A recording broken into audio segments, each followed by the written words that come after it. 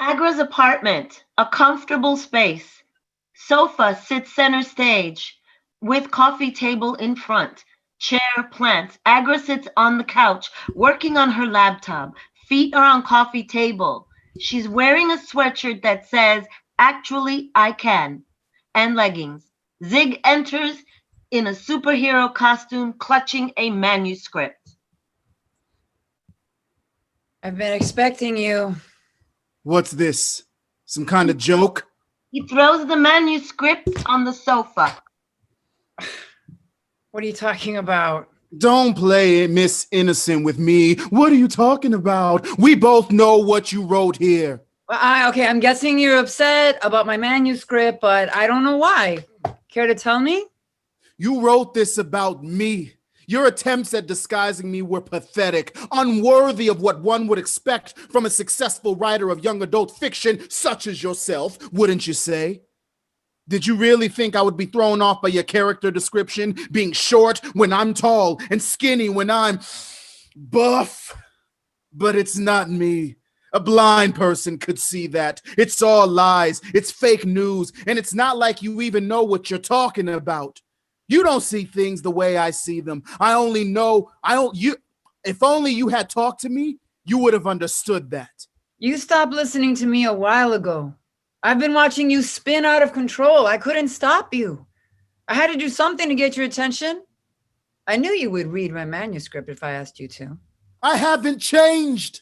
I'm the same old Zig, the superhero I've always been. I rescue victims of tragic events, and I either stop bad people from committing crimes or I catch them when they do. I have a job to do, and I do it, period. Whether you like it or not, there's so much shit going on in the world. All of it bad, famine, natural and unnatural disasters, poverty, endless wars, abuse of all kinds, random acts of violence. Every ism you can name, racism, sexism, genderism, ageism, elitism, the list is endless. Top that off with an unhealthy dose of death and disease all around. What are you going to do? It keeps happening.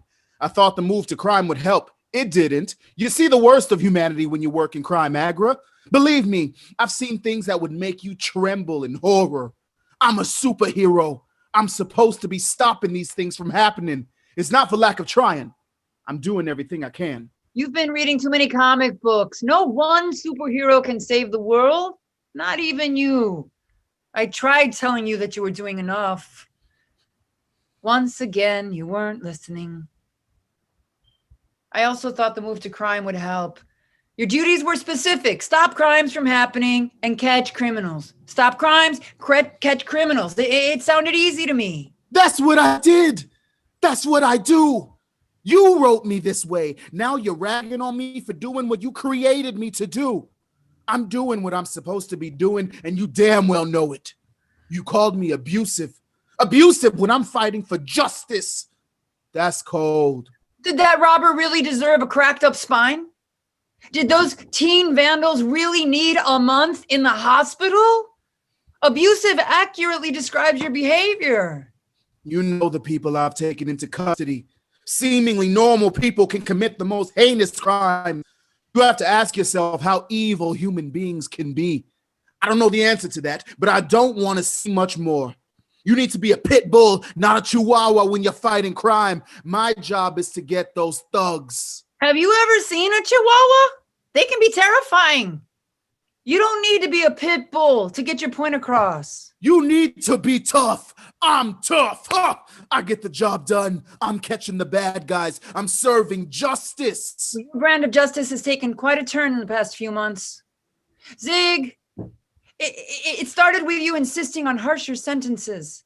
Then it went to carrying them out yourself.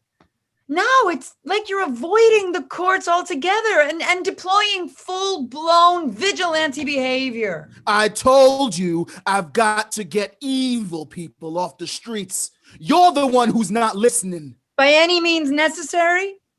Some are so evil, there's really nothing you can do except take extreme measures to ensure public safety. So yes, sometimes it has to be by any means necessary. I got confessions and they got justice. Cases closed. Now, some of your confessions were coerced. Do you not see a problem with that? I knew they were guilty. Guilty of something? You put enough pressure on some people and they'll confess to anything, even things they didn't do, just to make you stop. It's torture. Besides, justice is not for you to serve. The courts do that. But the courts don't know what they're talking about. Just stop. All right? You say that you're going to say that courts are too backed up, aren't you? You want justice to be swift. You don't like it that jails and prisons are so overcrowded that they let some people out before they've served their sentences. I know. They get out early, commit another crime, and are back in prison within a year. What? Come on, Agra. You know a lot of them come out and go right back in. Others take a little bit longer, but most of them go back to prison. They should have stayed in when they were in. You're mad at the system. I get that. You want revenge, and you're going to get it, huh? One way or another. So what? It's still justice for their crimes. I'm right. What about Terry? Terry? You're bringing up Terry? It never crossed your mind, not even for an instant, that Terry might not be a thug? What gave him away, huh? Was that he was young, that he was black, his hoodie? Is that how you knew he was guilty? I can't stop to analyze every situation. When my watch flashes, I know someone needs my help. I spring into action. I don't have the luxury of wondering, gee, what could be a reason for this kid to be at a crime scene and running when I show up? Could it be because he's guilty? I have to react immediately. I have to stop the suffering. I told you, a pit bull, ready to attack. Yeah, that's exactly how an innocent 18-year-old boy ended up busted and bleeding with a separated shoulder, fractured ribs, and head injury. Agra, you know I wouldn't have hurt Terry if I had known he wasn't a part of the gang. I was cruising around that night, just making sure that everyone was safe when my watch flashed. A fight had broken out at the strip mall on the boulevard. That mall was important to the neighborhood. It had everything. A laundromat, a dollar store, Chinese takeout, the usual neighborhood gathering place. There was always lots of people there. The gang activity had started a few weeks before. Thugs with guns and knives were fighting for turf. Robberies, assaults, vandalism. Innocent people were getting hurt. Some even stopped going because it wasn't safe. I'd been to the mall before. I'd caught a few thugs, but most of them would scatter like roaches. I was getting tired of going over there. I could hear the shouting as I pulled up. It was dark, but I could see that there was about 20 guys fighting. Bodies were flying everywhere. I turned on my siren and they scattered. I was pissed. I started chasing them. Terry tripped and fell. He started flailing and saying, I didn't do anything. I didn't do anything. So why'd you run? I asked. I was scared. I really didn't do anything. Please let me go home. Why couldn't? Why couldn't Terry have been telling the truth, huh? They all say that. They're big and bad when they're with their boys, but they cry like babies when they get caught. They know they're going to prison for a long time. What did Terry do? He was crying as I tried to cuff him. I didn't do anything. You're hurting me. They say that a lot too. They'll say anything to avoid taking responsibility for their actions. Terry tried to break away. I snapped. I picked him up and threw him to the ground. I'm sick of you thugs coming here and messing with people. I punched him. Why can't you get a job or go to school? Do something with yourself. I didn't do anything. Let me go, he said. You were with them. You ran like you did something. Don't lie to me. Terry lay on the ground crying. There was some blood. And I cuffed him. You were so rough with him. Did you even check on him? I went easy on him. I didn't think I was hitting him that hard. I could have knocked him into next year with one punch. We both know I could have. Weren't you concerned enough to see how he was? I'd caught another one of the thugs who was terrorizing the mall. It was an open and shut case, or so I thought. I hear this man screaming, Terry, Terry! He runs over and kneels to hug him, all the while praying, God, let him be all right. He was Terry's father. The police took Terry to the hospital. I'm standing there like, what the fuck? You demonstrated a reckless disregard not only for Terry's safety, but also for his rights. He wanted to see what was happening. That was not a crime. He ran. I thought he was one of them. I wanted to send a message to those thugs. Don't be bringing that mess up in here or you'll have to deal with me and it won't be pretty. I wanted to clean up the mall once and for all. Terry's father owned the convenience store. Terry had gotten off work. He was headed home when he saw the crowd. Suddenly, all hell broke loose. Screams, glass breaking, people running. Then came your sirens. Terry ran. He wasn't about to do a hands up, don't shoot. He was scared. So he ran. His father told you that Terry was working and going to school. You were wrong. I know. I was exhausted, more drained than I had ever felt. How was I supposed to know? He was an 18-year-old kid, apparently a good kid. Superheroes don't hurt innocent people. I had been so sure I was right. I felt like shit. I slumped against the wall and cried after they took him away. What had I done? Was he going okay? I thought Terry was a part of the gang. You went ahead and acted on your stereotypes. And you were wrong.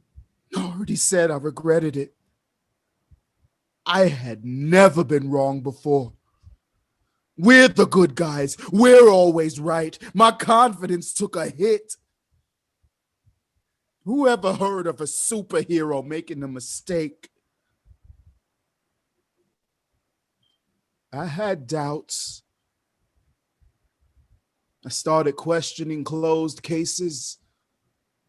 How did I know if I had the right guy?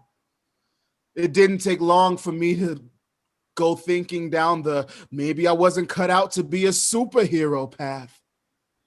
As you know, I thought about quitting then. I was fighting evil, and evil had kind of taken over how I treated Terry. I'm thinking about quitting again. What kind of superhero am I? You did something that no other superhero had done.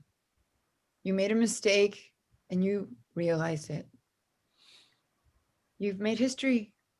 Bravo. I went through hell after that. All I could think about was, who am I if I'm not a superhero? Can I still fight evil? Can I still help save the world if I'm unsure of myself? Zig, you're a superhero. You're immune from prosecution. And you're so strong, nobody can stand in your way. That gives you a lot of power. You accuse me of being abusing my power in your manuscript. Is that really the way you see me? Sometimes. Oh, Zig, how do I see you? You know, sometimes I'm not sure if I've created a superhero or a villain. What kind of monster am I? Okay, now you're being dramatic. I know what happened. You were determined to serve justice and yourself. You have to be careful not to become your demons. You struggle with that. You might want to consider a different approach. I mean, maybe you could reach out to some of your thugs. You're more alike than you realize. You could use your mistake to better understand them.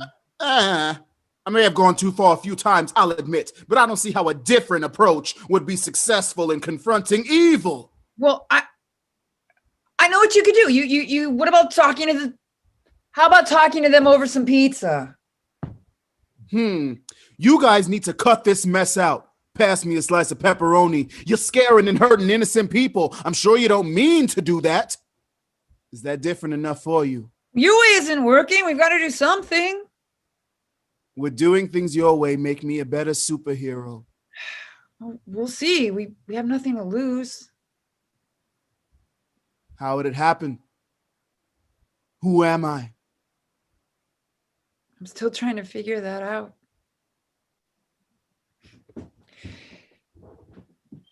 You're a superhero who's committed to fighting justice, fighting for justice. And yeah, that's what we need to work on. All right, we could start looking at the manuscript and seeing if you had other options. Let's see what we got here.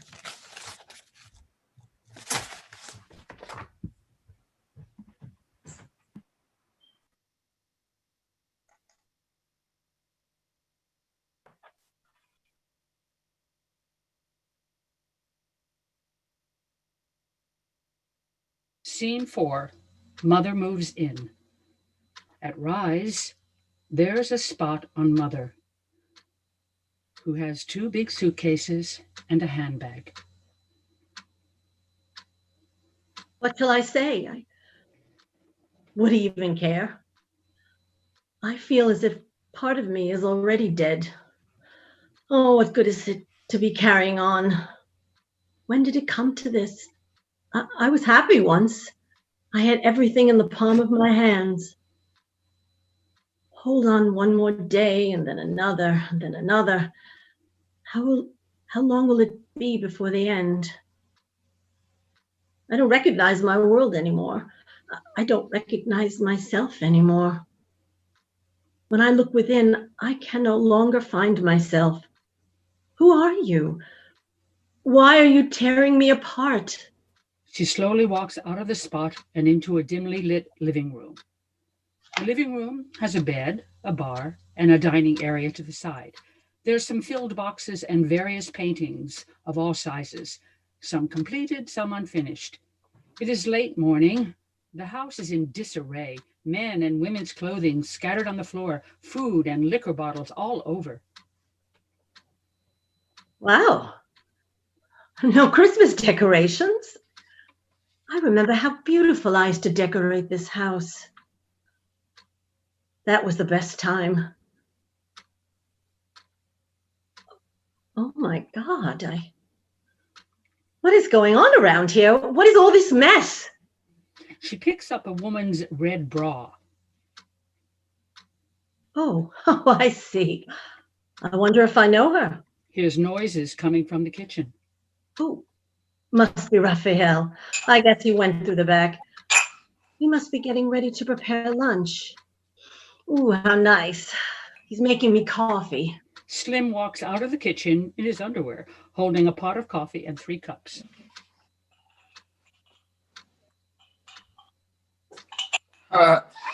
Wake up, sleepyheads. Look what I made you. Yummy Colombian coffee. What? Wait, you're not Raphael. I don't think so. What the hell is going on here? Oh boy. Artie and Red wake up to see Mother. They try to cover up their bodies. Mother, what are you doing here? Who are these people? What's going on here? Wait a minute, what? Who are these people? How'd you get in? What are you talking about? You should have knocked. Raphael let me in. Oh, yeah. Good old Raphael. He should know better. Why is there a naked black man coming out of my kitchen? Your kitchen? Why is there a naked black man coming out of my kitchen? You will never see beyond skin color, will you? I don't know what you're talking about. He is quite beautiful, isn't he? And he's not completely naked. And I don't understand what is going on here. Who are these people? These people are my friends, and they have a name. This is Slim. Hello, ma'am. And her name is Red. How do you do? And they're my inspiration. Inspiration? For what? Someone as close-minded as you may never know. Artie! Easy, man.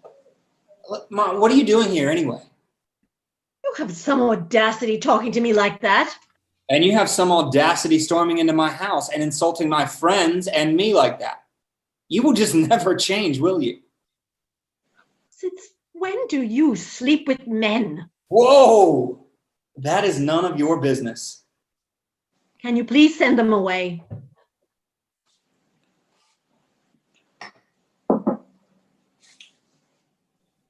Hey, Artie, I think she's right. It's time for us to leave. You're not kidding. Slim is right. Artie, we'll see you later. We'd better find our clothes and leave. Yeah, right. Let's go. I'm sorry for the trouble, man.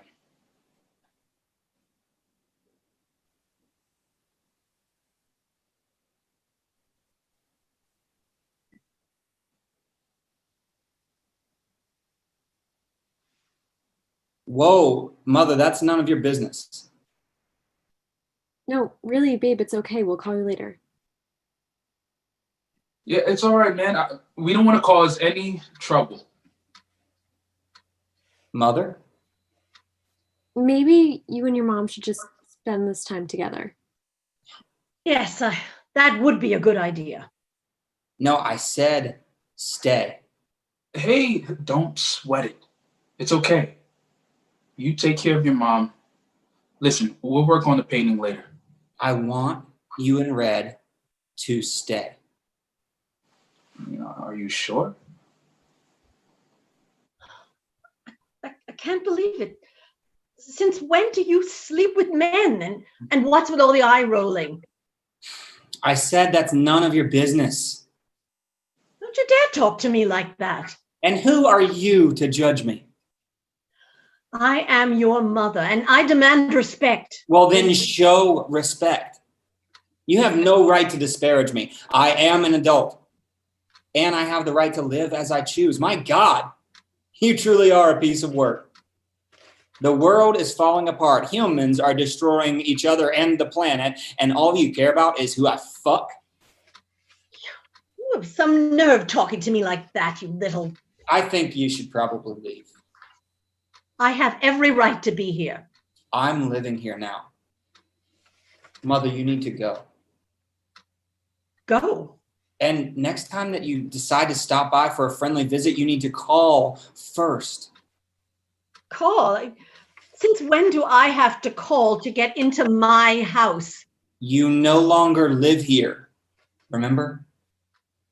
You need to respect my privacy. Go home, Mother. This is my home. No, it's not. This was the family home, okay? But now it's my house, remember? Father bequeathed it to me.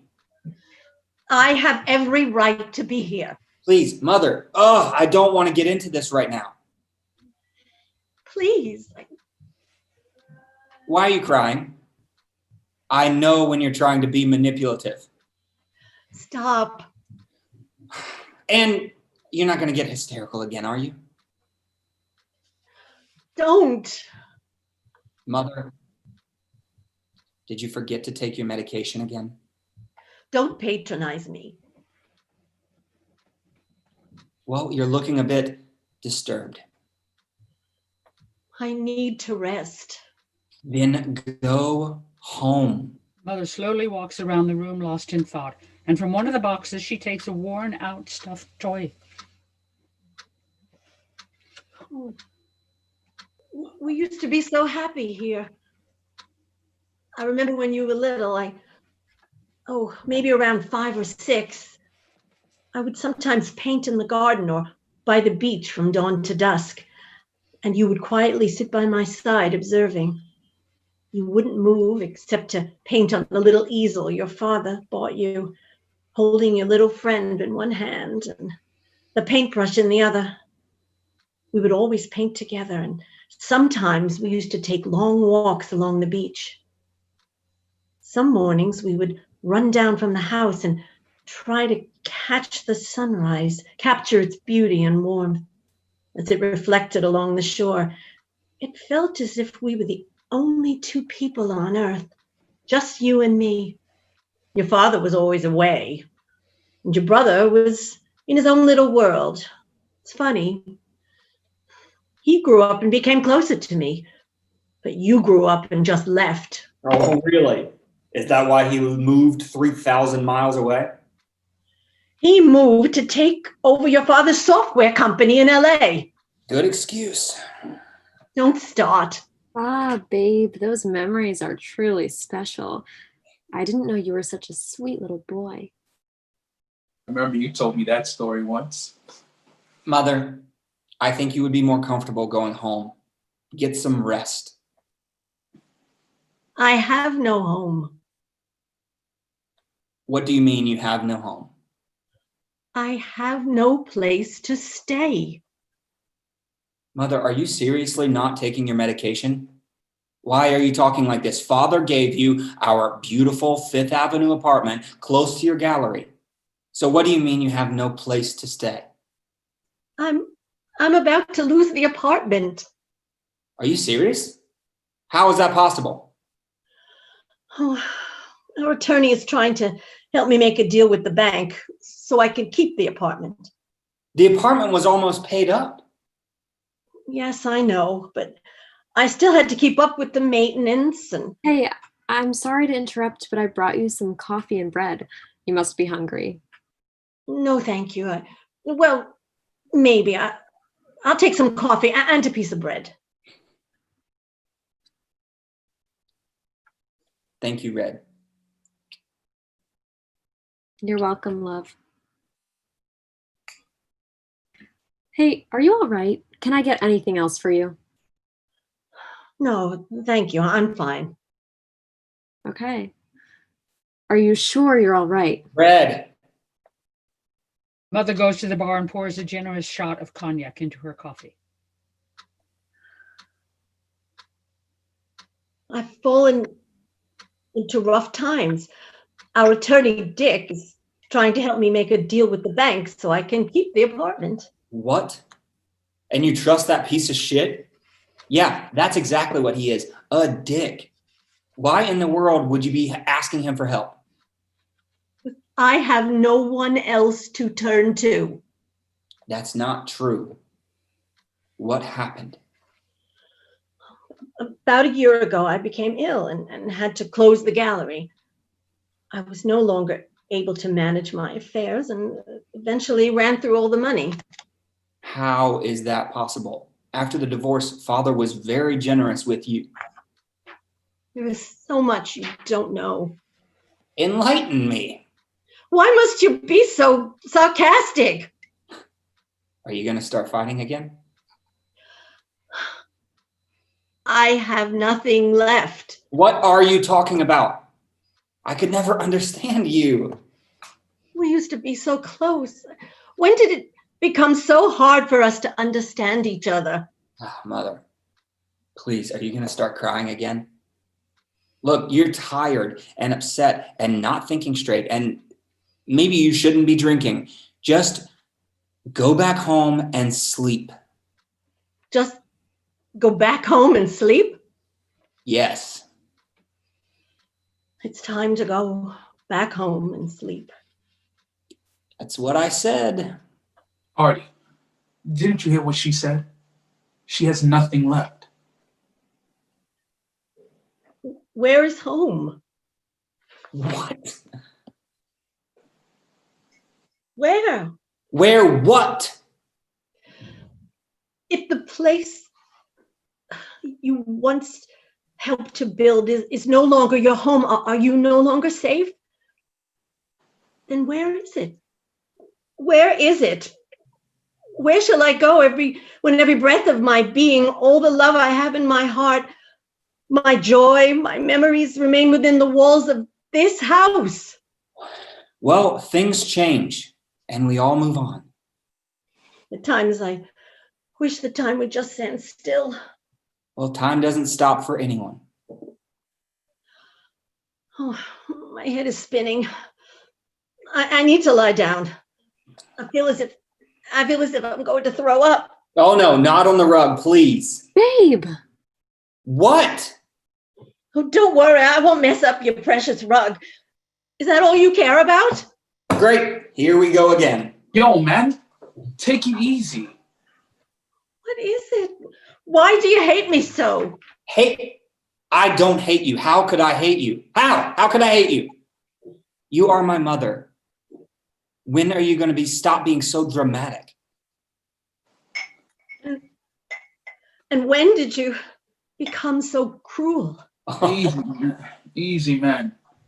You're fighting like cats and dogs. More like a cockfight. Yeah, calm down.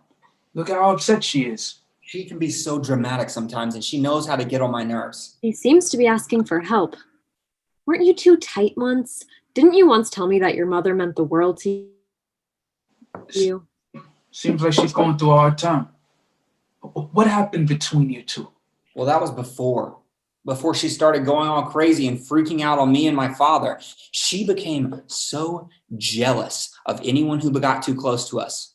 My brother, he was always away, so he escaped her wrath. She invaded my life and screwed things up big time, man. I had this fantastic girl before going to college, and we talked about marrying once we were done with school, and she said she would wait for me. But mother made her life miserable. She scared her away. She hoped that I was going to stay here with her. She's got to go before she buries me in a hole again. Don't talk like that. I don't know, but she seems quite fragile to me. I can't believe you stooped so low, Artie. Throw your own mother out? That's enough. She is broken. If I were you, I would keep an eye on her. She looks like she could hurt herself. Look, man, I've never seen this dark side to you. What the fuck is wrong with you? I don't know you anymore, Artie. Oh, my head. Oh, maybe I'll go walk out on the beach. I don't think that's a good idea. Mother grabs her coat and exits through the kitchen to the back of the house. Oh boy, here we go again. She doesn't look well. Maybe we should do something? Will she be all right? You know, with her, I could never tell if she was bluffing or if she's ill. She had a lot of insecurities. That's why she's always seeking attention and compassion. I don't think she had enough of it as a child. Babe, you need to have empathy and try to understand where she's coming from.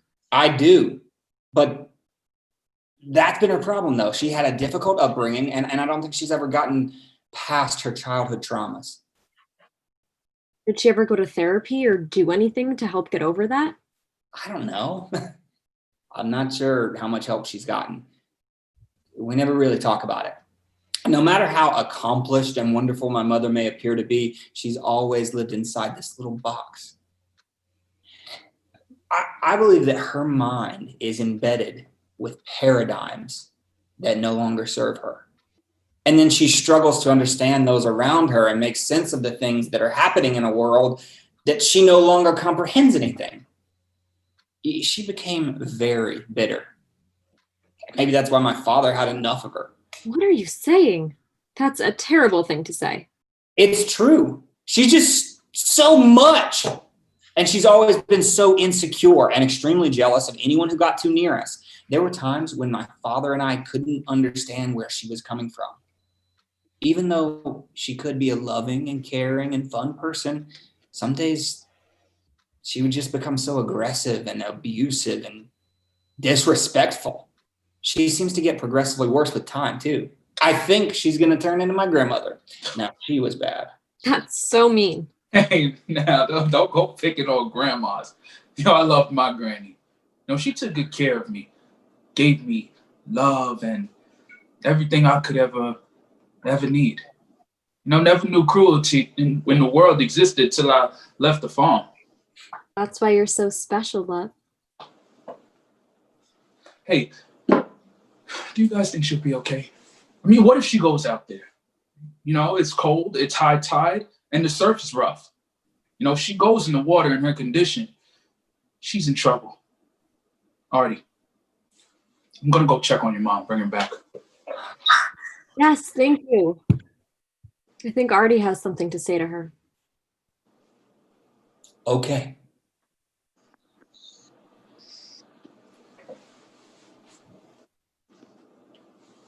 I'm not cruel, Mother, and I don't hate you. Let that be clear. I only ask that you treat me like an adult and you have some respect for my privacy. I'm no longer a child that you can manipulate at will. Remember that if you want to stay here. And it will only be for a short while. End of scene.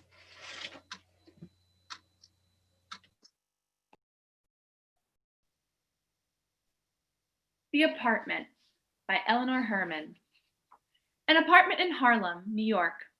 The owner is Dr. Ari Kwambe, a doctor and not so recent emigrant from Niger. Dr. Kwambe has cordially invited Dr. Brown, his colleague, to his apartment for dinner. The apartment has a spacious living room and dining room area. Its walls are decorated with masks, shields, and spears. A large terrace overlooking Mount Morris Park is adorned with plants. A well-stocked bar is against the wall next to the terrace.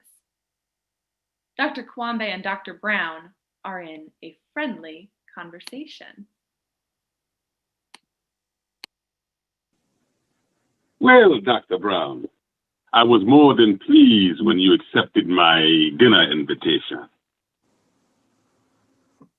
When I received it, I was shocked, surprised, and curious. I had to come. Back home, it's customary, no matter what tribe, for successful men to try to get to know each other. You and I have been working alongside each other for at least maybe 9, 10 years. It's time we get to know a little something about each other. Don't you agree? The first time I read your invite, I had to reread it. It was utter disbelief. Or if you like to smoke, Doctor, please do. I stopped 20 years ago. Would you care to join me in a glass of mint tea? Tea sounds interesting. Coffee? If you don't mind, I think I'll settle for a scotch on the rocks.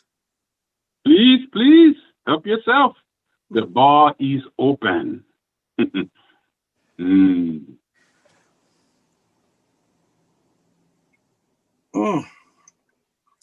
This place is amazing. It looks like a museum in here or something. And that dinner and this scotch is outstanding. My pleasure. You know, looking back over the years, I do not remember the two of us ever being in a room alone, having meaningful conversation. The many times we worked the same units, passed each other's in the halls, reading the same elevators, before tonight, that is. We even used the same locker room. Shameful, is it not? It is absolutely shameful. You know, as you were speaking, my mind just began checking off all the details. And here I am, utterly enjoying your gracious hospitality. Now that we are no longer strangers, one thing is important. You do not always have to agree. Just agree to disagree without anger. Agree with anger, man? Are you serious? Look, you know, if we get into some sort of profound argument, then we will simply, I'll just pause and refresh. You and I grew up in communities starving for necessities. Nothing like the one our hospital is in. And hey, if anyone knows the daily needs, likes, and dislikes of the community, we do. Agree? No argument for me. Now, knowing these folks have been denied equality normally designed for everyday living in every stage of their lives, such as fair and decent housing, equal education, equal financial and political support. Agree?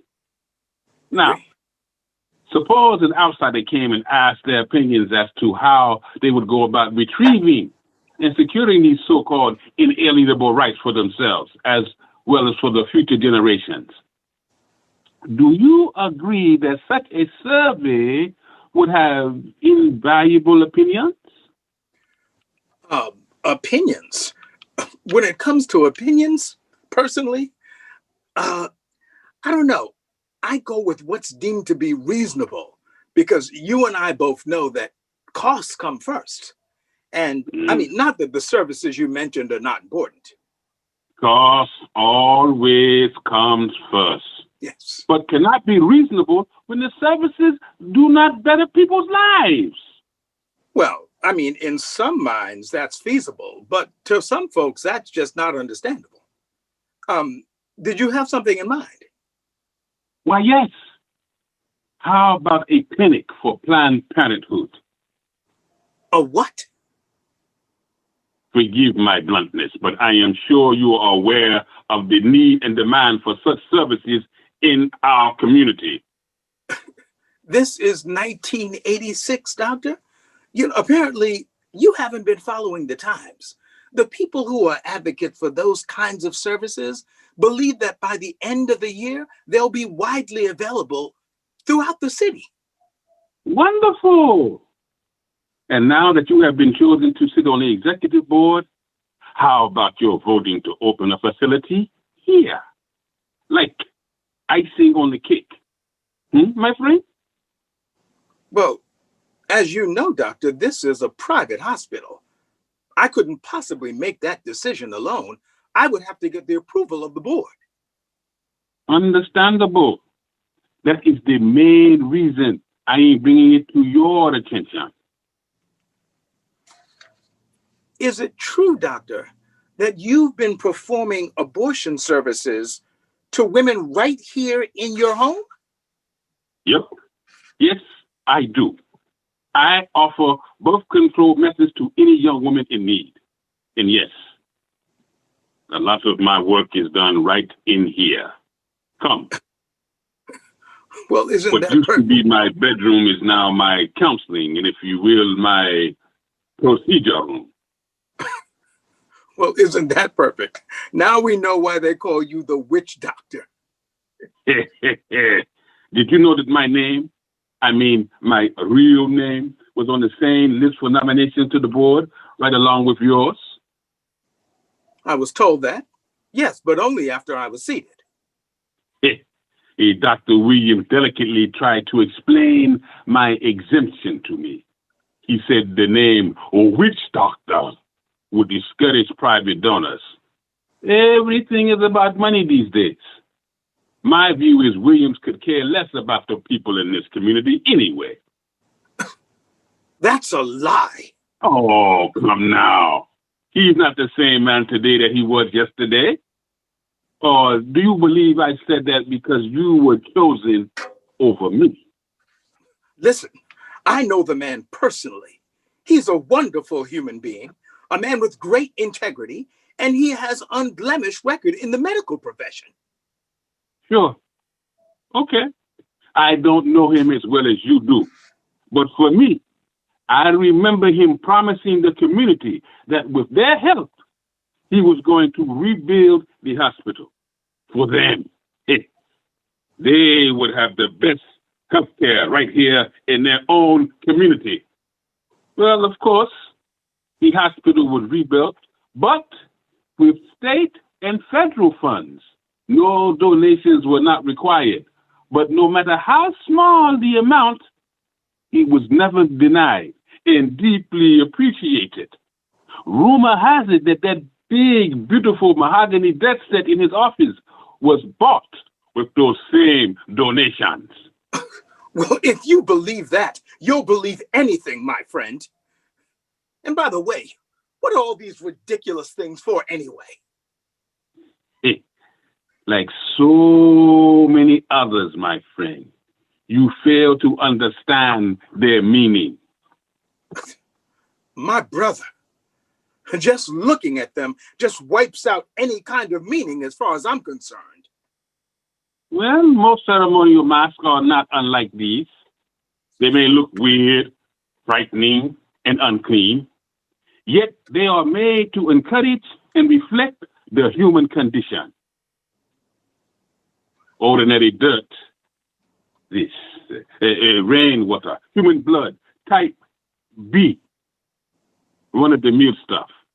These are nature's instruments used in our ceremonial rites, while our masks reach out and penetrate to reflect the humbled yet eager souls in our audience.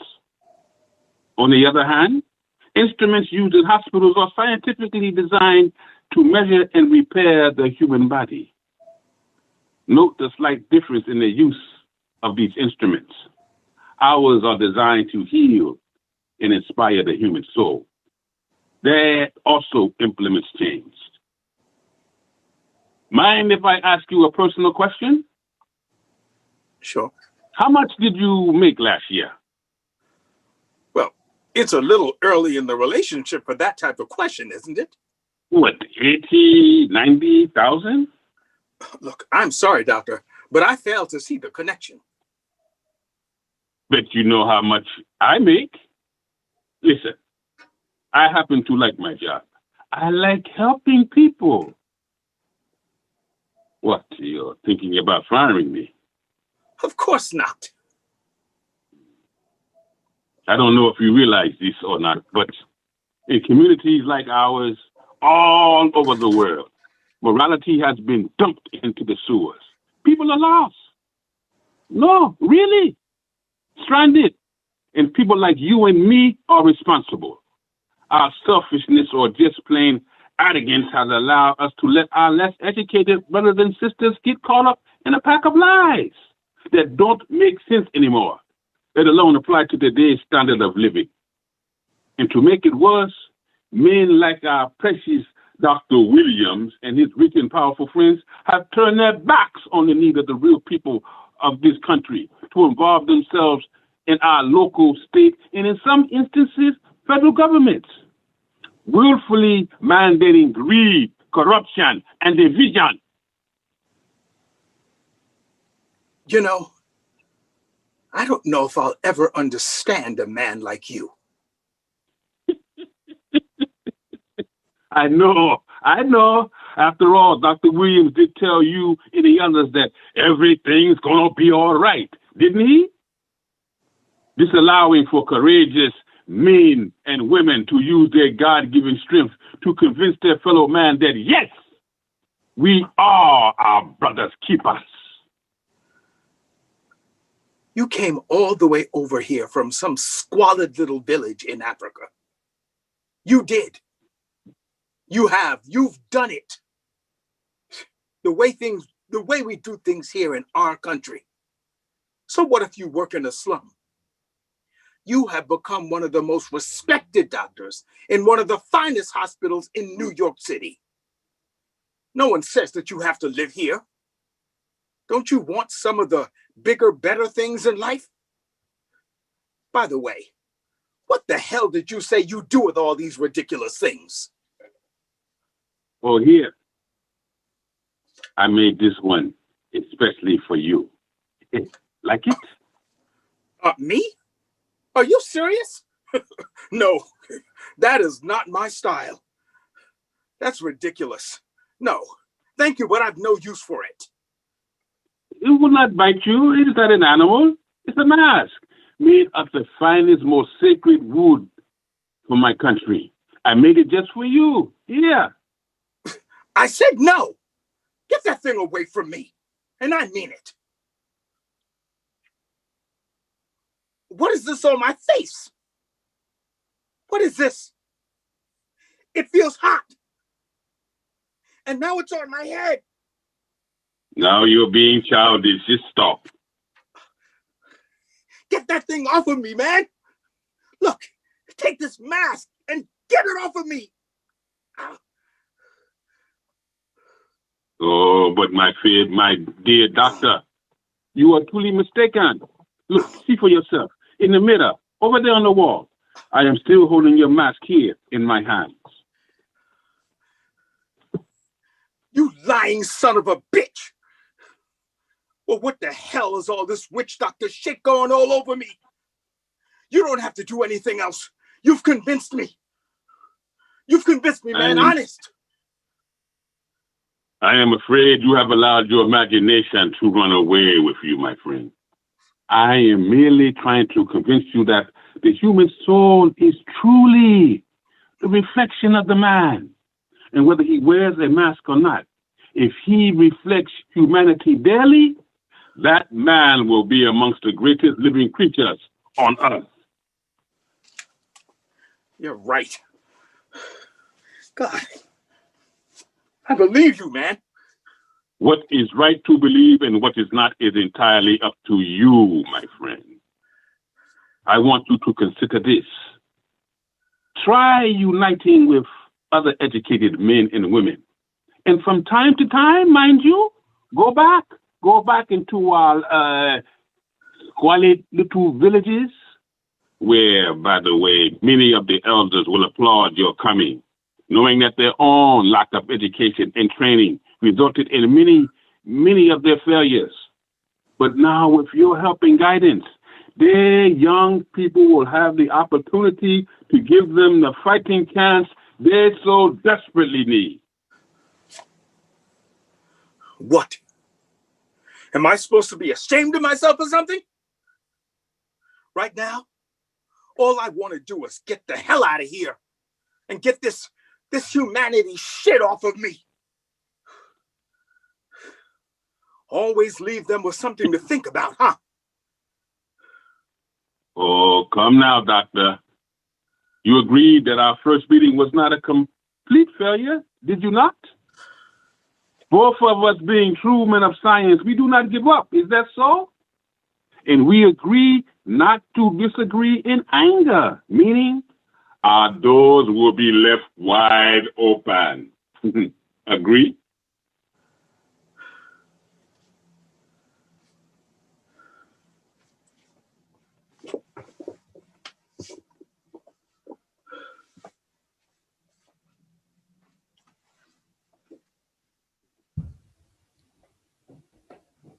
The living room in the apartment of Rose and Rob.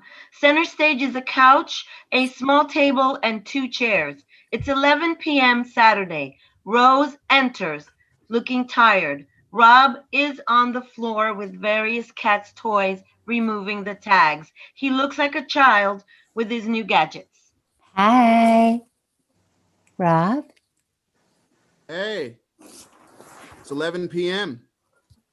Lately, you're coming home at impossible hours. The dinner is cold by now. I'm sorry. Your new position, it seems that you forgot that you have a home. Yeah, I'm sorry. I'm the manager of the gym now, and I have more responsibilities. A new customer had questions that only I could answer, and I needed to wait for everyone to leave to close up. You don't care that you have a husband to pay attention to. Don't you have an assistant? Yes, I do, but she's on vacation. You're exploited.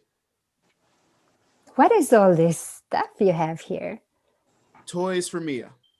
And this is a supplement for her allergy. The store recommended it. She's been sniffing a lot lately, haven't you noticed? For pet lovers, a holistic store. It's my favorite place in the city. All types of things for our creatures, all healthy, and the owners are so helpful. They give you the advice you need.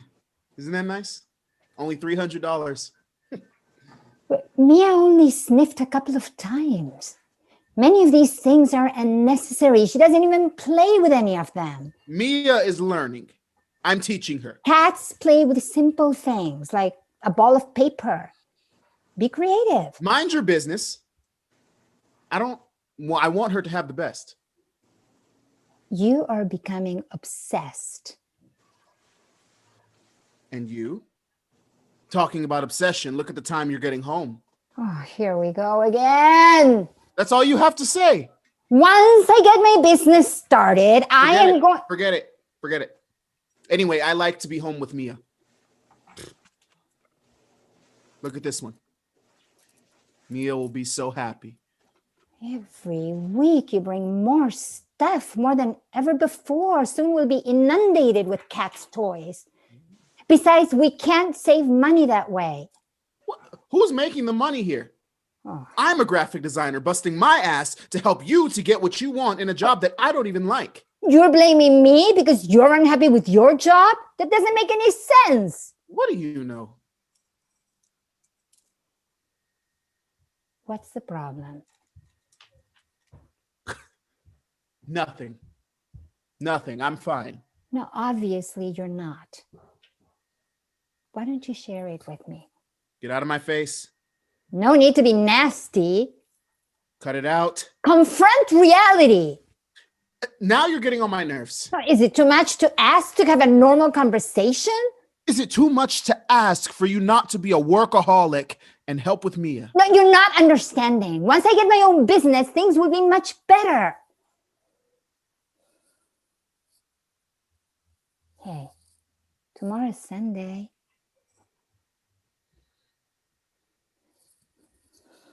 I'll call Letty to go for a bike ride. Wait a minute. Out again. You don't have time for me and you're going out with Letty. I need to see her. I have to consult with her. Your friends have been calling. Why don't you call them back? You can go out with them like before. No time.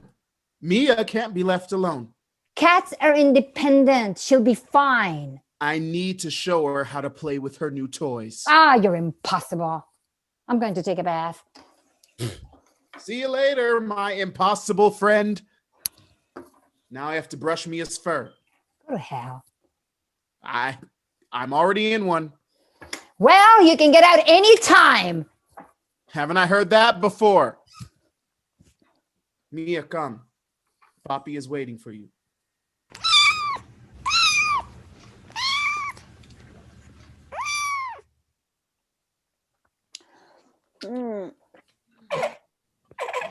Thanks for going with me for a bike ride today.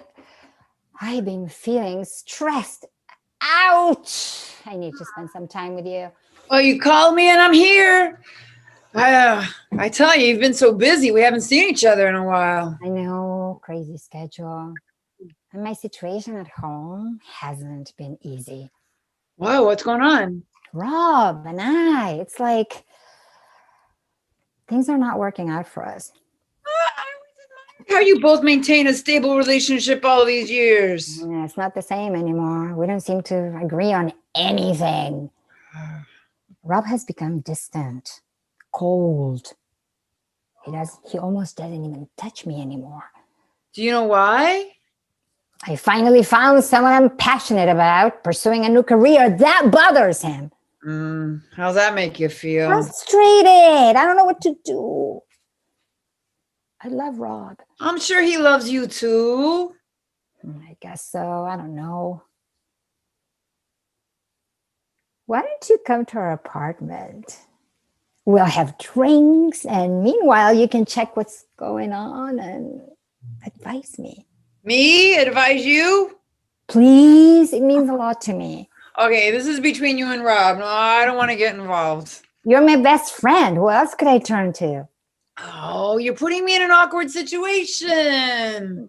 I'm just an actress and a Zumba instructor, not a marriage counselor. I'm desperate. You might be exaggerating. No, I'm not. There's something else. What now? Mia. Rob has a lover? No, it's a cat. He has a fixation with her. God. Yeah. Oh, listen, I'll be there, but only as an observer. I'm not going to take sides. You're both my friends. Thanks so much. Let's try not to have Mia around. All his concentration will go to her. I'll think of something. He's a case, you know. What do you mean? Well, you'll see what I have to deal with. The cat? No, Rob. Ah. Relationships are complicated. I don't see a good outcome. Oh, look, wait, when you guys first started dating, everyone said you were the perfect couple. Keep that flame going. Do things together. Go dancing, shopping, make love. You should have been a psychologist. You know, in theater, you have to be. It helps prepare for the character you're playing. You'll have a happy ending. I like romantic comedies. I love those endings. You're an optimist. The truth is that we need all the help we can get if we want to be together. What's really going on? I'm trying to save money, working hard to open my own gym. He complains about me being out a lot. He must feel abandoned. Well, he has to understand that I'm a career woman, and that's not negotiable for me. Sounds like trouble in paradise. Believe me, I know. I'm with you. But if things are not working out, you just have to do something about it. Remember that to keep that flame alive, you have to give it some energy.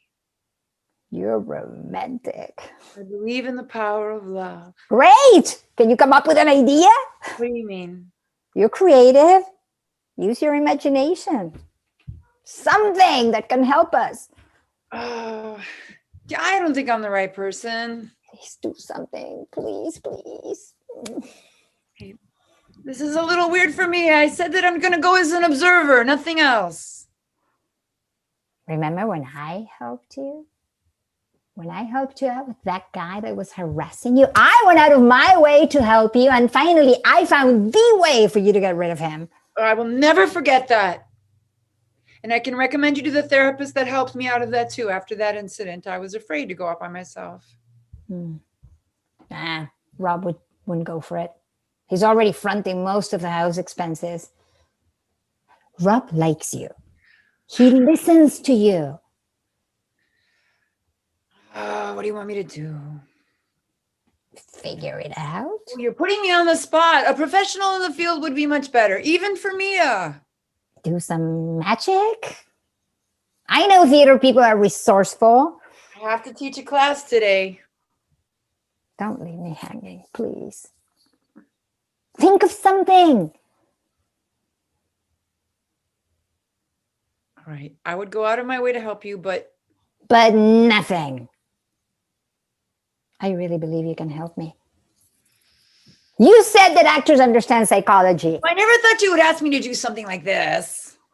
Well, I don't have anybody else that I can trust the way I trust you. Okay, fine. Oh. Okay. But if my idea doesn't work, don't blame me. I would never do that. Just in case. Oh, I am not sure if what I'm thinking, but we can try. What? We'll have small talk. I don't get it. I'll explain it later. Oh, this might be the beginning of a new career, relationship mending. It sounds like a play I should write. No acting, please. This is for real. Oh, believe me, I know. Ready? I'll do my best. You are the best. I love you. Let's go.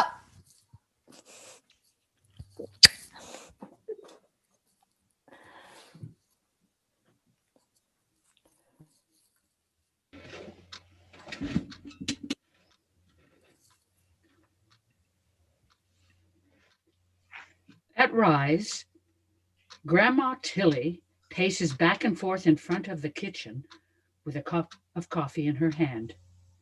She stops and stands in the kitchen doorway. The kitchen is dark. Now, listen here. I've been up all night. It's time to get this show on the road. I'm not getting any younger, and we've put this off long enough. Something's got to happen. I have feelings and needs and desires. We've been flirting with each other for days now. I look at you longingly, and I yearn. You flirt with me with that come hither look that sends chills up and down my eager body and beckons me with the promise of taking me to exalted heights. I have tried, but I no longer can resist your lure. There are risks. I'm not sure we are right for each other, but I'm willing to try, to give it a go. Are you? Your sculpted hulk of a frame is oh so captivating. One of us has to make the first move. Otherwise, we will never find out if this is going to work.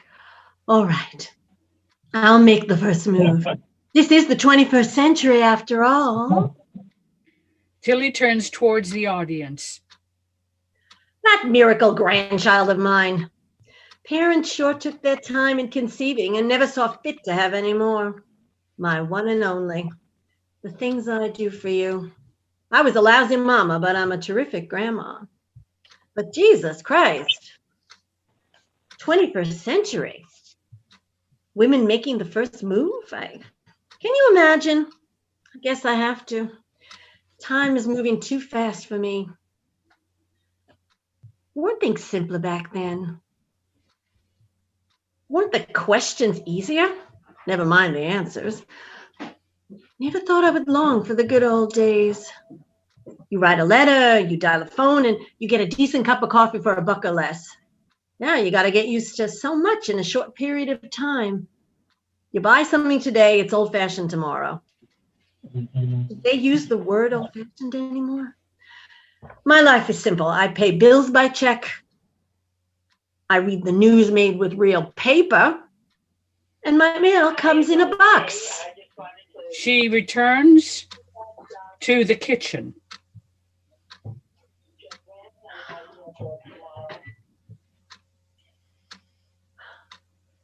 Just so we're clear, I am in this wholeheartedly and passionately.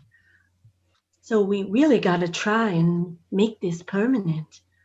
We got to make a commitment. Though I can be demanding, I'm not a control freak, and I expect you to be understanding. Both of our lives will be forever changed. Now back to the audience.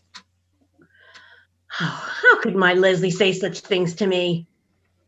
I'm too busy to call you Grandma. If you want to keep up with me, Facebook. Everything I do and say is on Facebook.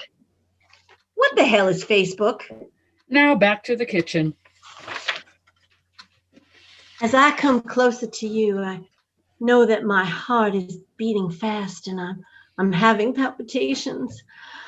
Oh, my body is becoming limp and my hands are clammy and I'm weak in the knees. Be kind to me. Please, be gentle.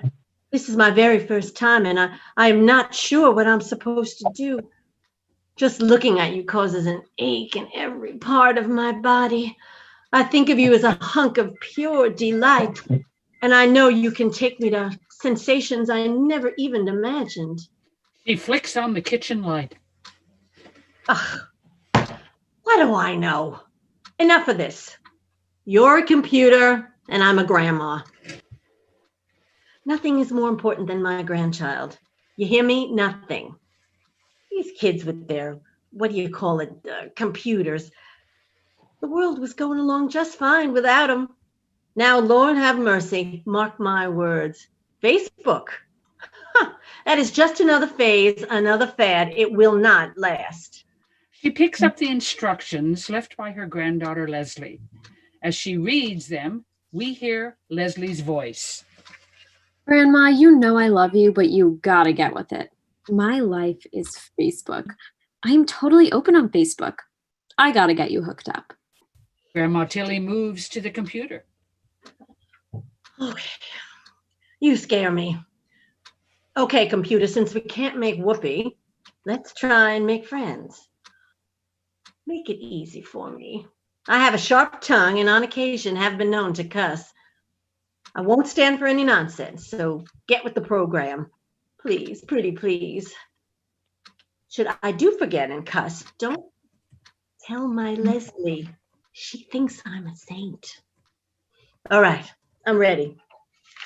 Let's start by giving you a name. That way we can make friends and you are more than just a thing to me. A member of the family. Yeah, that's a good idea. What should I name you, my pretty? You need a name. Should it be a girl's name or a boy's name? Who are you? Do you have a gender? Oh, for Pete's sake, you just can't be a man. After 2 husbands and an affair here and there, and my sorry excuse of a son, I have sworn off men. At least for now. Oh, that's it. You'll have a girl's name. I like Dottie. Yes, Dottie. That's a good, reliable name.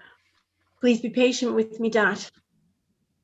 That would make both of our lives so much easier. She gently strokes the computer. Hi, Dottie. I'm Tilly. Now let's make nice, okay, honey? I don't want to get scared. I am not going to hurt you. You need me more than I'm telling. But we are going to get through this together. Even though I have all my marbles, I never could, you still can manage to confuse and confound me. If it weren't for my grandchild, I'd say to hell with it. Not to worry, hon. We will get through this somehow.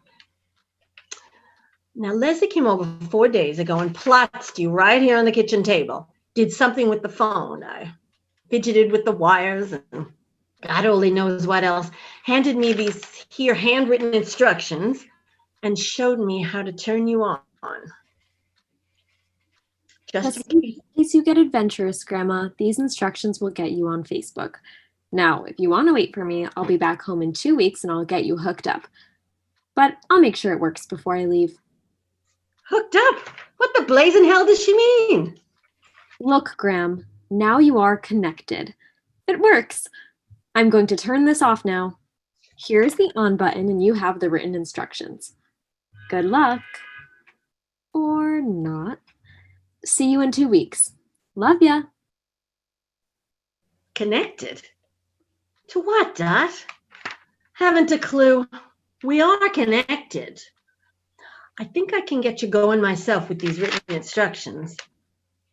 Busy my ass. How could you be too busy for a grandma? What nerve. So, Dot, baby, let's have a go at it. Hope you like it here in my cozy kitchen. It's the only place in the house where we both fit. Now, just keep in mind that I am a first-timer. I'm warning you. No funny business of any kind. We're in this together. Tilly Johnson will show that young whippersnapper what stock I am made of. Ain't no machine of any man, or any man for that matter, going to get the best of me. You're dealing with Tilly Johnson here. Who does she think she is? Tell me I can't do this on my own. We'll see. By the time she returns, we will be up and running and on Facebook, provided I have good directions that make sense and the computer doesn't cause me to go crazy. Speaks to the audience. Oh, folks, have you ever tried, never mind understanding computer instructions? Some of them might as well be written in Chinese. Need I say more? Back to the computer. Oh, it's not that I don't like you. I don't like this technology. I still have a phone line that is connected to the wall, and I don't even have a remote TV. Who needs such things? So you move a little. You get up and change the TV. Never mind that Channel 2 is the only station that works. That's okay for me. I do miss Oprah, but that's life. Oh, why do I need this at this point in my life? What's wrong with picking up a phone and saying, "Hi, Grandma, how you doing?" The things I do for that grandchild of mine. Now, where are my glasses? Where are those instructions? My coffee. He sits at the kitchen table, makes a sign of the cross, and reaches for the instructions. The first thing to do, Grandma, is not be afraid of the computer. Treat it nicely and not like a rotten egg. It can be quite friendly. My old computer is well trained and will not bite you. You, of course, may bite it, but it will not bite you. She has a name, and it's Dottie, and we've already made nice, smartass. Oops, I didn't mean to say that. Now remember, Grams, take a breath, a deep one, and press the on button once, like I showed you. Once means one time only, Grams. Easy with the fingers. This will start the computer and the internet. You will be connected. Oh, don't be a jerk. Billy manages to find the on button and presses it. She's startled and confused. There are unfamiliar sounds from the dial-up, and icons begin to pop up. I wonder if the web is the same thing as the internet. I told her I wanted to get on the web. Connected? No. Log on. What are you talking about? You showed me the on button, which I just pressed. Oh, I hope I'm doing the right thing. Dot, hun, am I hurting you? I don't mean to. Web. What? I told her I wanted to get on the web. Dial-up noises start. Oh, what the hell is this? Shit almighty. What am I supposed to do now? Where is Facebook? Oh, shit, where's my coffee? Oh, God, and you folks. Please forgive my mouth. You too, Dottie. I gotta remain calm. Can't upset my pressure. Now look for the icon that says Facebook. I think it should be on the right, 3 rows down. Look for Facebook. What? Oh, it's an icon. I mean, I guess it must mean all these pictures. Oh, I am looking. What the hell am I gonna look at all of these whatchamacallits icons? She scans each icon carefully until she finds the one that says Facebook. Dottie, you're great. I found it. Facebook. Yay. Now what do I do? Presses the Facebook icon with her finger. Open. Work. Oh, do something. Shit. What's the matter with you? Why don't you work? You've got mail. Mail? Hon, what are you talking about? It's much too early for the mailman. He won't be here for another 2 hours. Mail? My. Oh, Dottie, is that you? Oh, you mean to tell me you can talk? I didn't know you could talk. Can we have a conversation? Well, if you can talk, then talk. God, I'm going crazy here. Oh, I can only take so much. Now, Dottie, for now, please be quiet and don't scare the shit out of me again. Oh, I forgot. I have given up cussing for Lent. Just be quiet for now, and I'll till I figure out what I'm doing. I hope we have a deal. I'm breaking out in a sweat here. Okay, Dot, don't scare me again. I'm so discombobulated. Where are my instructions? Where are my glasses? Oh, here it is. Back in business. After you find the icon, Graham, you have to click on it. Now you tell me. Click what? Check the right-hand side of the computer. I left a mouse and a mouse pad. The mouse is on top of the mouse pad. The mouse is green and the mouse pad is purple. So you are a mouse and you are a mouse pad. Who gave you such ugly names and why? I don't like the idea of mice of any kind in my house. I'm going to assume, Grandma, that you had no trouble locating the mouse since my instructions are clear. Now pay attention. Okay. What does she think she's talking to in that tone? For certain things, you will press, click, the right side of the mouse at the top, and for others, the left. You will also see an arrow on the screen. This is called a cursor. You can move the cursor by moving the mouse on the mouse pad. Use the mouse to place the cursor on the Facebook icon. Oh, what's the matter with you, Mousy? I am pressing and pointing and God damn it, I don't know what's going on. Daddy, I am going crazy. I can't take much more. Oh, where are those instructions? Graham, I hope these instructions are clear. I tried my very best to write them in clear and easy language. I'll be back in town in 2 weeks and I'll visit. Oh, make sure to leave the mouse on the mouse pad. Do not hold it in air. Did you do that, Graham? Keeping the mouse on the mouse pad, move the cursor to the Facebook icon and then left-click twice. That means to press gently 2 times. You should see an arrow cursor. Left-click the arrow cursor. Clear my ass. Now you tell me. Oh, there I go cussing again. That's just my nature. Click twice.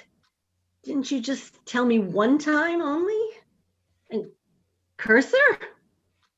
I'm the only one doing the cussing around here.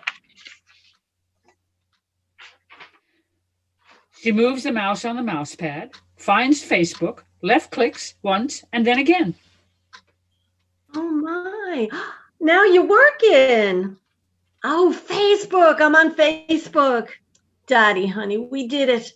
I'm proud of me, Dottie. I'm proud of you. Now I can talk to my grandchild. Life is good. Okay. Now, what's all this business about sign up, email address, password? Oh, Dot, hun, we have been at this for 2 hours. Oh, I'm exhausted. Enough for today. Let's rest. A cup of tea and a chocolate chip cookie and a nap. Now, how do I turn it off? End of scene.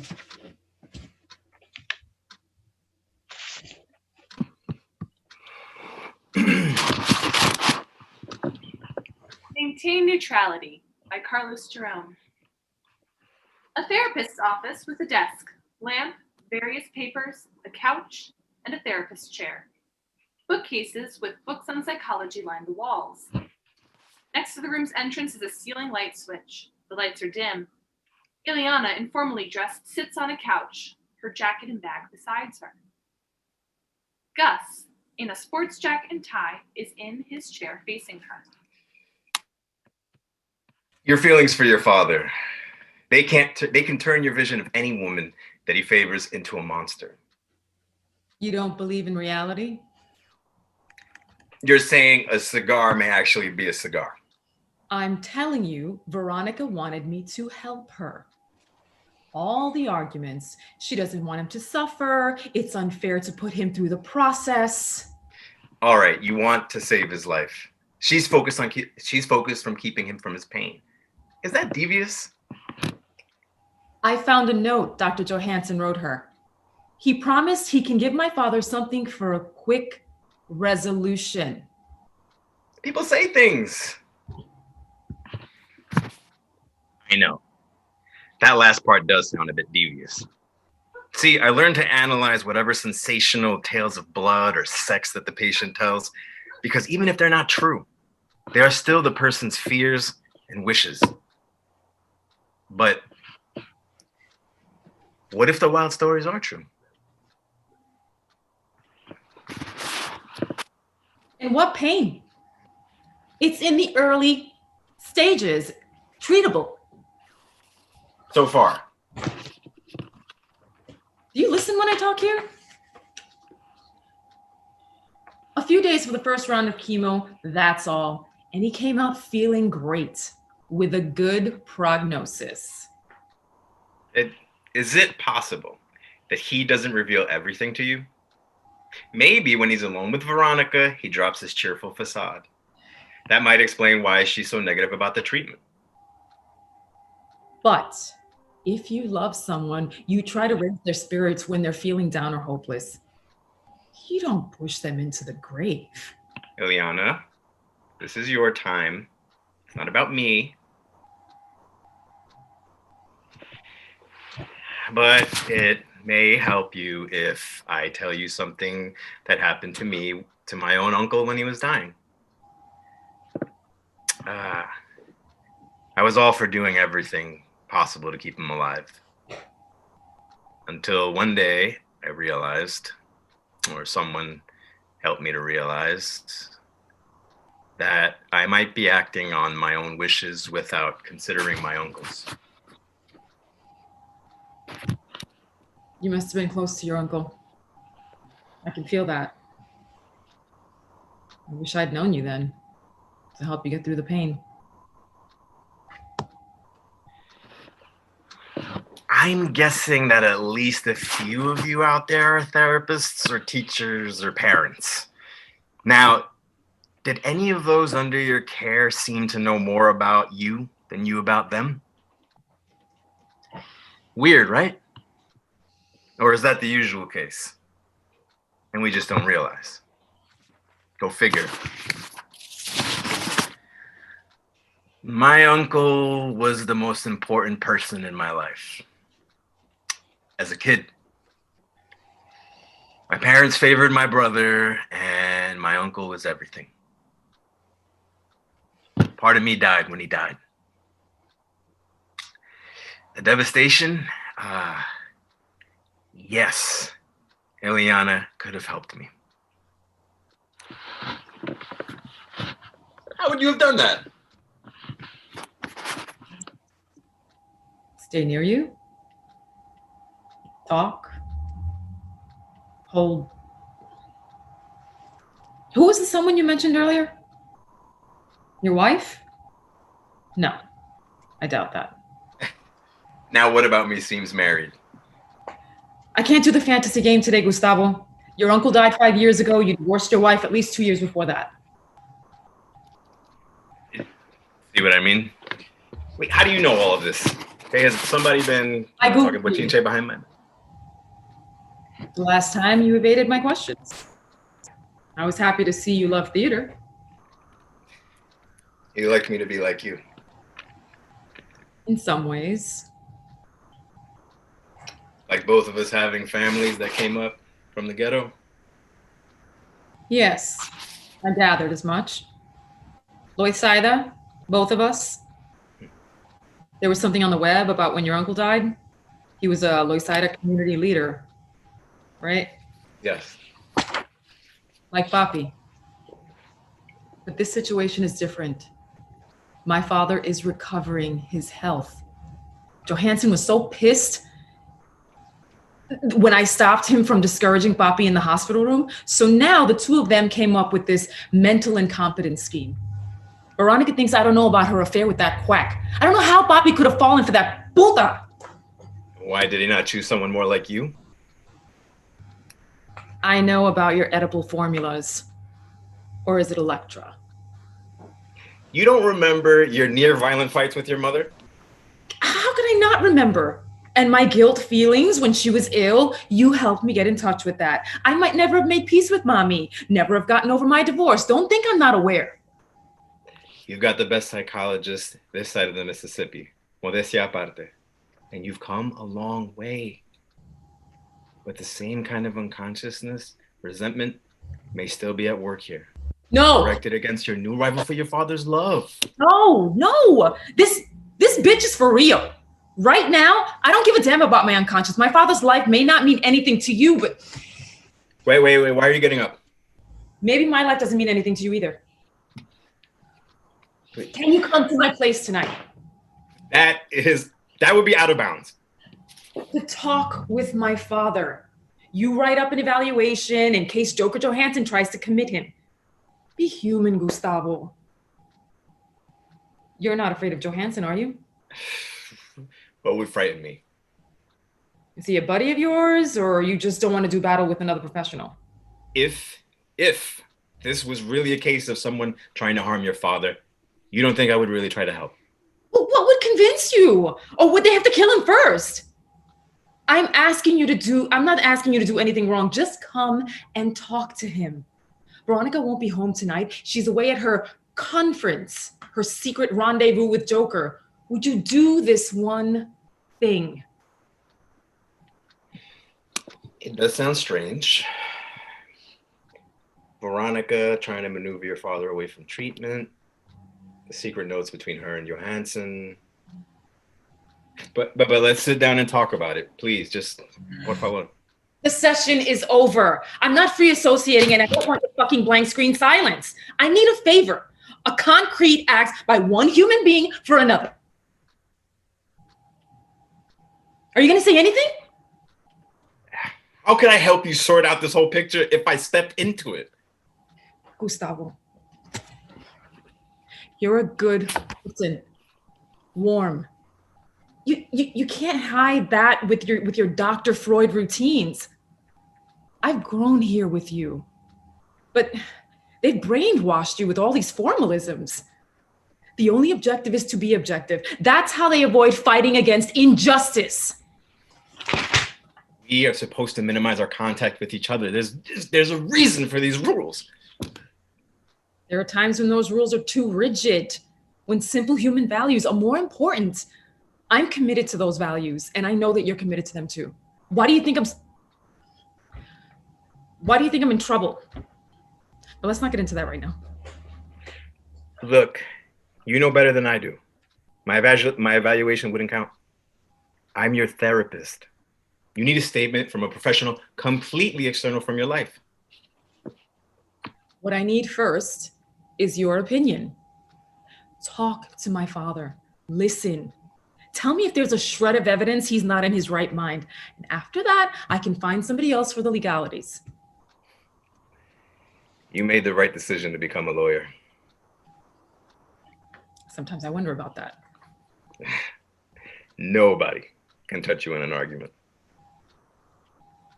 Sure. I can't even get you to come to meet my father tonight. And you see right through the establishment half-truths. I admire that. Concern for people. What field could possibly suit you better? Good question. No one's gonna hire me. I'm still afraid of standing up in a courtroom. And we're working on that. And but we can't get anywhere if you start jumping instead of looking at your feelings. Where are you going? Just tell me if you're coming. If you charge, that's okay. Stay in character. And don't worry about me trying to seduce you. Oh, I wouldn't mind seeing you when I walk through the door naked, but a man's life is on the line now, and that man happens to be my father. I might like to go to your house to meet your father, but I'm supposed to do what's for your benefit. You should record these lines so you can like play with them, play them with a simple click or have certain keywords trigger them. I'm sorry for the sarcasm, but don't you see my desperation? I do. Put yourself in my position. Suppose your uncle's illness had been curable, and suppose someone else were about to block him from treatment by imprisoning him in a mental hospital. Wouldn't you help? But trying to help can backfire. Okay? Because you're an attorney, now you'll understand something that happened when I was a teenager. Tell me. My friend Pucho got caught doing a burglary. No money for bail, but the judge felt pity. She took him to stay at her house, and the next thing he's trying to climb into her bed. They pulled the judge off the case, and Pucho did a year on Rikers Island. Did you stay friends with him? Yes, he's been in and out of jail since. But your friendship, that's the point of the story. You care, Gustavo. Don't let them destroy that. You are the sweetest person I have ever met.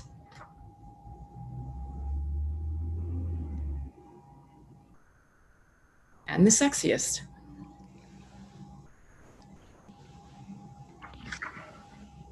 Ileana, I am flattered.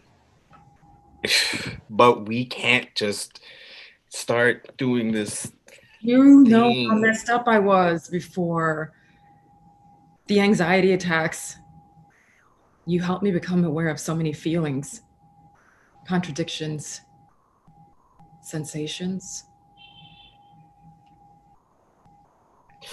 Control, control, control.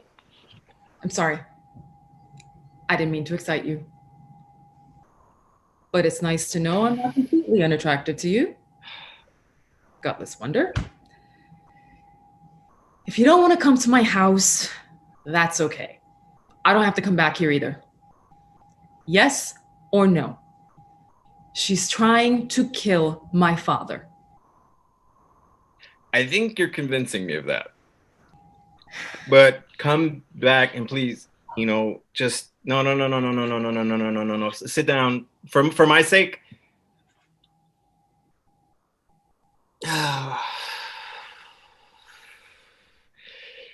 Simple human values.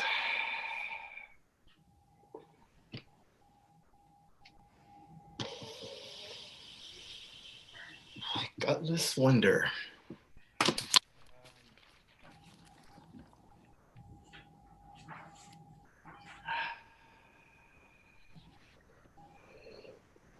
Hello, Eliana, Gustavo Rios. I'll be there tonight. No, you don't have to call when you get this. I'll see you at 6, and I look forward to meeting your father. Ooh. Shit.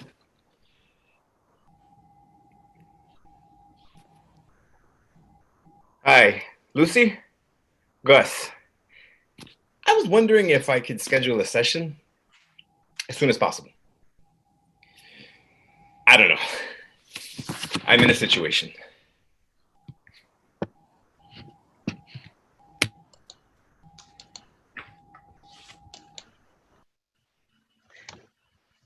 Hello. I would like to thank all the wonderful artists that participated with here tonight in the name of Around the Block. And if some friends of yours didn't have the time to see it, the reading, they can see it in the same link that you got. Our next session for our Writers Lab will be next year in March. So you're welcome to join us. And all information will be on our website, aroundtheblock.org. And any donations are welcome. No donation is too small. So thank you again for being here with us. And again, our website is aroundtheblock.org. Have a great evening and great holidays. Thank you so much. Good evening.